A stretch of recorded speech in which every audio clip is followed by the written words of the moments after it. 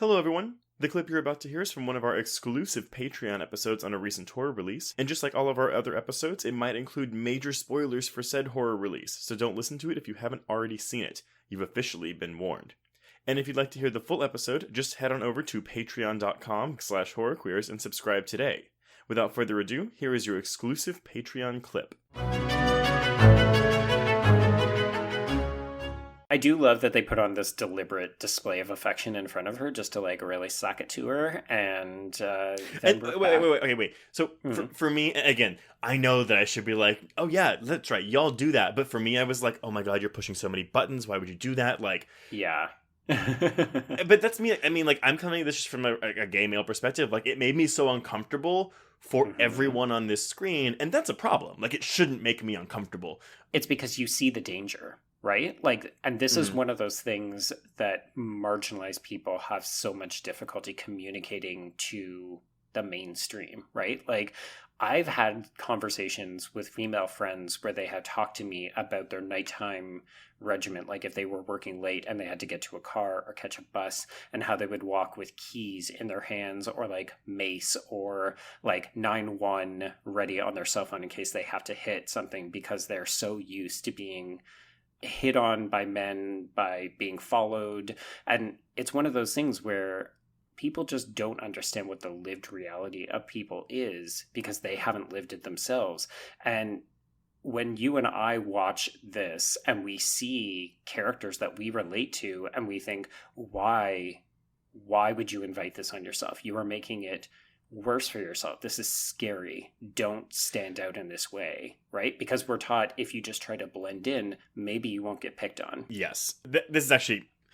I'll use this to explain my issue with Chapman on my first viewing, and Do it. So, okay, first of all, yeah, the PDA, I've actually never been much for PDA, and I think it's a combination of me just, not liking it very much, but mixed with the fact that, like, I don't feel comfortable, really. And I live in a very liberal area of Texas, but, like, I still don't really feel comfortable. Like, my husband and I aren't hand holders. We aren't, like, put our arms around each other. Like, we don't kiss in public. And I think a lot of that stems from both of us just growing up in a not liberal area of Texas and not ever feeling comfortable doing that. So I had pinged to you before we watched this film that I actually didn't love Chapman's performance in this film, that he kind of got on my nerves. And I couldn't figure out why, just from memory. So watching it last night, I was like, okay, what was it? And it was, I thought he was really... I didn't like his inflection. Like, it was a lot of like, oh baby, oh, like, and it was like, and when he starts crying because he's upset, and you're probably like, Trace, yeah, he's crying because his life is falling apart. I think what I realized is that I was uncomfortable with these non-masculine elements being shown by this man, and Sure. Because I was raised in a way that was like, no, men don't behave that way, and obviously that is wrong of me to think that.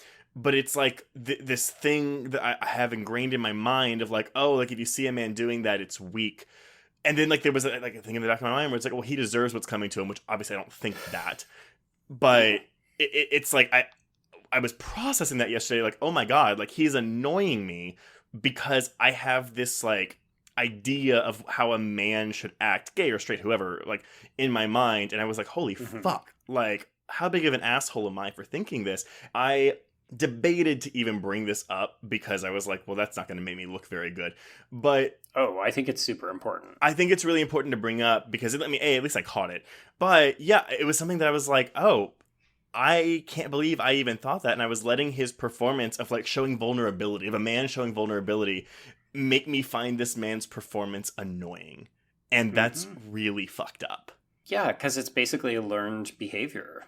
I mean, I remember when I came out, I was at university and I flew home to my parents for Christmas. And it was a whole rigmarole of emotions. And as we talked about before, it ended up being very fine. And like there was some fallout later on, but for the most part, it was okay. And I remember my mom and I ended up going shopping a couple days after I came out, and we were in the mall, and I saw one of those like fresh baby gays who is just like loudly proclaiming their sexuality with like every step, every inflection, every article of clothing on their body, like rainbow flag, lispy voice, bouncing around, just being so fucking gay. And my mom turned to me and said, well, I'm just so glad that you're not like that. And it's like, I know she didn't mean it that way. And I think she probably, even if I asked her, she would say she meant it from a place of love, because she wouldn't want me to be picked on, because, you know, that is the animal out on safari and the lions are going to circle because that is just so easy prey. But it's also fucking terrible, right? Like, how can we think that that is an okay reaction? Because that person's just out living their life. Like, Jeffrey Boyer-Chapman is the more effeminate of the two. That doesn't make him weaker. That doesn't make him bad or wrong. Right. And yet we have been told by society that that kind of behavior is unacceptable and unmanly and unwelcome. And that's something that's not thought, obviously, just by non-queer people. It's something that still affects queer people. Like, that's where internalized homophobia comes from. And, like, that's definitely something that I still deal... I mean, again, I'm more secure with my sexuality now than I was when I was, 14 years old. But... like moments like this where I'm like, oh, there are still things clearly that I have to work through because I still have those thoughts sometimes. They creep in the back of my mind like little poisons.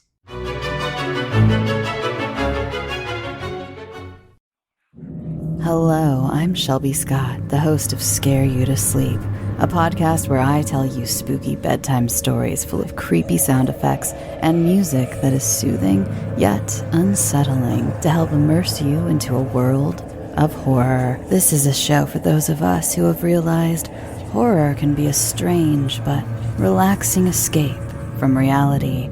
Speaking of escapes, sometimes I lead you through guided nightmares, like a guided meditation, but instead of flowery meadows, I take you on a journey through your own personal nightmare. So come get lost in the terror with me.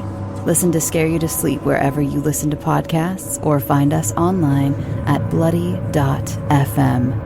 Sweet screams.